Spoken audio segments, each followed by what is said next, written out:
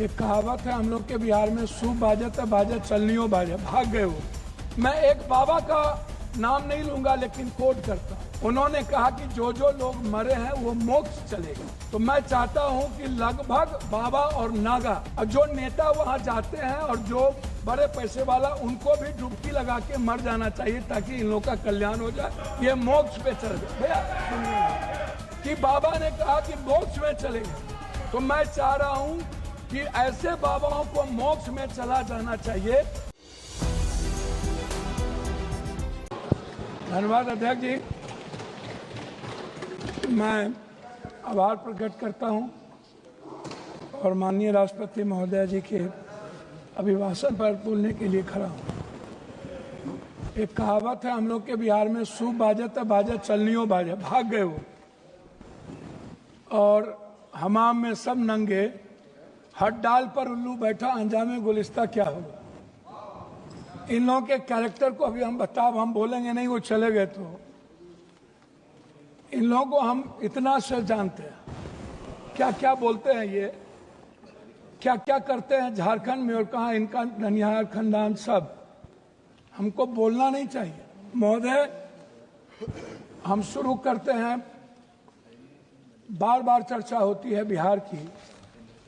प्रधानमंत्री जब से आए, अभी परसों प्रधानमंत्री जी ने कमला नगर में बोला कि हम इमरजेंसी में यहीं रहते थे और जमुना का पानी हम पीते हैं डेली। आप रिकॉर्ड उठा के परसों के स्पीच का सुनिए कि हम जमुना का पानी पीते हैं, हम कमला नगर में ही रहते थे।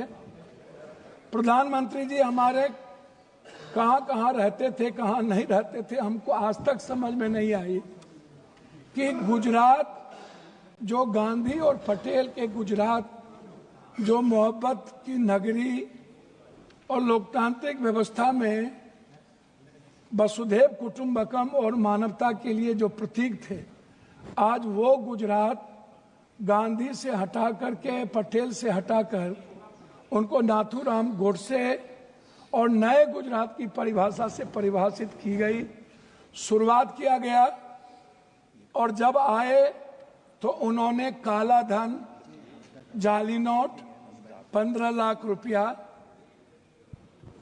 से शुरू की, 2 करोड़ नौकरी, नोटबंदी, जीएसटी, आप उठा करके देख लें, एक भी वादे पर दोबारा, इतना प्रधानमंत्री की नोटबंदी सबसे अहम घोषणा थी, आज तक दोबारा चर्चा इस सदन में नहीं हुई कि नोटबंदी से किनको बेनिफिट मिला, किनको नहीं मिला, नोटबंदी से देश और किसान और महिलाओं की कितनी क्षति हुई, व्यापारियों की कितनी क्षति हुई और मजदूरों के हालात क्या हुए। अध्यक्ष महोदय, जीएसटी के को आप उठा के देख लीजिए, हर व्यक्ति के जेब से पेन, कलम, दवात, पेंसिल, चाय पत्ती, नमक, तेल, सब्जी, दाल, साड़ी, चप्पल, सब चीज पर 3 गुना जीएसटी। ये पैसा मिडिल क्लास के नीचे से लिया जा रहा है। पूरे देश में मिडिल क्लास के पास पैसे नहीं बचे, ना तो नोटबंदी के बाद और ना इतने करे जीएसटी लागू होने के बाद। तो नोटबंदी और जीएसटी को आधार कहा, लोग कहते हैं हंडी के एक चावल से पता चलती है कि चावल पक गई। अब प्रधानमंत्री जी तिबारा आ गए, 3 बार देश के लोगों ने इन्हें बनाया। हम आपसे कहना चाहेंगे कि अभी जो कुंभ की बात है, प्रधानमंत्री जी हमारे हिंदू के सबसे बड़े, सनातन के विचारधारा कहते हैं कि मैं सबसे बड़ा हूं। मैं एक बाबा का नाम नहीं लूंगा लेकिन कोट करता हूं। उन्होंने कहा कि जो जो लोग मरे हैं वो मोक्ष चलेगा। तो मैं चाहता हूं कि लगभग बाबा और नागा और जो नेता वहां जाते हैं और जो बड़े पैसे वाला, उनको भी डुबकी लगा के मर जाना चाहिए ताकि इन लोगों का कल्याण हो जाए, ये मोक्ष पे चले जाए। भैया सुनिए, मोक्ष में चले जाएं। बाबा लोग वो बोलते हैं कि बाबा ने कहा कि मोक्ष में चले गए, तो मैं चाह रहा हूं कि ऐसे बाबाओं को मोक्ष में चला जाना चाहिए। दूसरी बात मैं अंडरस्टैंड यंग, वो साधु संतों बाबाओं को आशीर्वाद दे रहे हैं, बाबाओं को आशीर्वाद दे रहे हैं। जी जी जी, मैं दूसरा बात, उन्होंने अंडरस्टैंड यंग को ही उन्होंने 2000 करोड़ का लगभग उन्होंने ठेका दिया, जबकि 13 में 19 में इन्हीं को कुंभ मेला का ठेका दिया गया था। 4 लोग लगे, सारे मैनेजमेंट, टेक्निकल मैनेजमेंट से लेकर के ये सारे चीज इन्हीं को था। ये कौन है, इन पर क्या इंक्वायरी होगी? अध्यक्ष महोदय, 487 करोड़ का बजट हुआ करता था नेहरू जी के समय, और अब 10,000 करोड़ का बजट है सिर्फ एक कुंभ मेला का। जब नेहरू जी के समय कुंभ में लोग मरे थे तो गिनती थी। जब दुनिया में सोशल मीडिया, इतने बड़े मीडिया प्लेटफॉर्म पे इतना बड़ा हमारा मीडिया है, सब कुछ है, एक बार गिनती नहीं हुई, जबकि 600 से लगभग लोगों का कहना है, वहां आंखों देखे, मेरा नहीं कहना है, कि 300 और 600 के लगभग लोगों की लाशें गई और उसको हिंदू रीति से नहीं जलाया गया।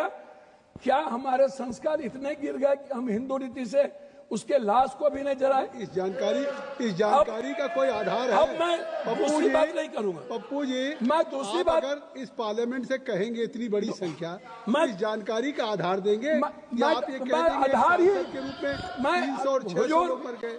हुजूर, मैं क्या कहता, तो आप हमारे संरक्षक है, गार्जियन है, मैं अपनी बात उनके द्वारा कह रहा हूं। दूसरी बात, महोदय राष्ट्रपति भाषण में रोजगार की, नौकरी की, बीपीएससी का, यूपीएससी का, एसएससी का, नीट का, जो लगातार हमारे नेता राहुल गांधी इस सवाल को लेके बोलते रहे। बीपीएससी में हमारे बिहार के बच्चों को मारा गया, लगातार धरना पे हैं, हम कोर्ट गए, लगभग पेपर क्वेश्चन लीक आउट होता है इस देश में। क्या कभी किसी पेपर, क्या कभी मिडिल क्लास या ओबीसी या ईबीसी का बेटा अब कभी नौकरी कर पाएगा? 3 बार प्रधानमंत्री रहते हुए आदरणीय प्रधानमंत्री जी के कार्यकाल में रेलवे की वैकेंसी नहीं निकली, बैंकिंग की वैकेंसी नहीं निकली, लगभग अग्निवीर हो गया। और इतना ही नहीं, नियोजित और संविदा की खेती होगी, परमानेंट नौकरी अब नहीं मिलेगा, नौकरी लगभग प्राइवेट की ओर चला गया। तो प्राइवेट में तो अध्यक्ष जी आरक्षण है नहीं, तो ओबीसी, ईबीसी, एसटी, एससी का बच्चा तो गया। आपने तो हमला कर दिया है आरक्षण पर, 67% आरक्षण नहीं देंगे। अब जाति जनगणना की बात बीजेपी के मुंह से शोभा नहीं देती। मैं कुछ और नहीं कहूंगा, मैं सिर्फ इतना कहूंगा बिहार के बारे में कि जब बिहार की चर्चा होती है, जब ये लोग करते हैं, अभी मैं आपको एक ऐसा चीज दूंगा अध्यक्ष महोदय, एड्रल इंडस्ट्रियल सॉल्यूशन कंपनी, ये निजी कंपनी में सहारा इंडिया भी आता था। सहारा इंडिया लगभग 3 करोड़ लोगों का पैसा अभी झारखंड, आप तो किसी भी स्टेट के साथ सौतेलेपन का व्यवहार करते हैं। आप तेलंगाना देखिए, बेंगलोर देखिए, झारखंड देखिए, झारखंड का आप जीएसटी का पैसा नहीं देते हैं। झारखंड की बंद पड़ी फैक्ट्रियों का आपके रीजन में बंद हुआ। झारखंड में आप, झारखंड की इकोनॉमी की स्थिति क्या है, आप उस पर चर्चा नहीं करते हैं। आप बंगाल पे भी चर्चा नहीं करते हैं। बिहार की जीएसटी का पैसा नहीं मिलता है।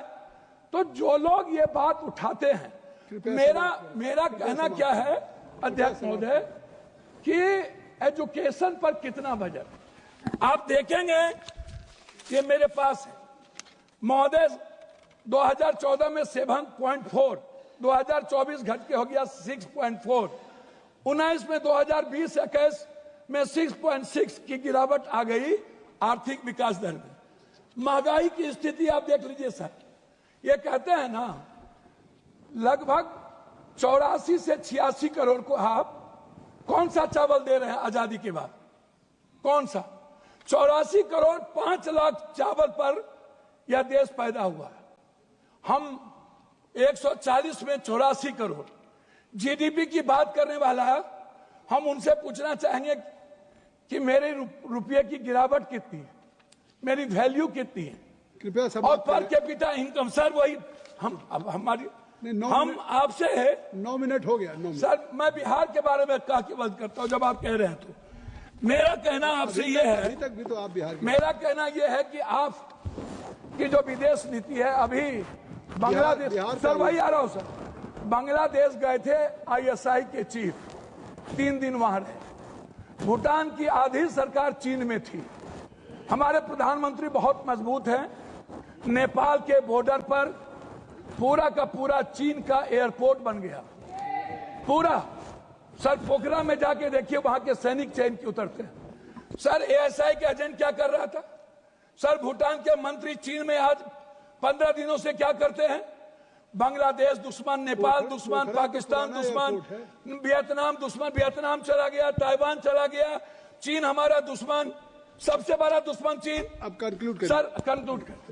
हम सर बिहार के बारे में सिर्फ आएंगे। सर मेरा आग्रह है 2 मिनट सर, 1 मिनट, कि बिहार में क्या मिला? सर हम भीख मांगा गया बिहार के द्वारा, क्या नहीं मिला? सर मेरी बात सुनिए ना, विशेष राज नहीं मिला, विशेष पैकेज नहीं मिला, बंद पड़े फैक्ट्री, डालमिया नगर से शुरू करता हूं, चीनी मिल, पेपर मिल, दालचीनी मिल, सिल्क मिल, बंदूक फैक्ट्री, आप उठाइए, आप उठा करके देखिए, सिल्क मिल, जूट मिल। सर मेरे यहां बनमनखी में चीनी मिल बंद हो गया।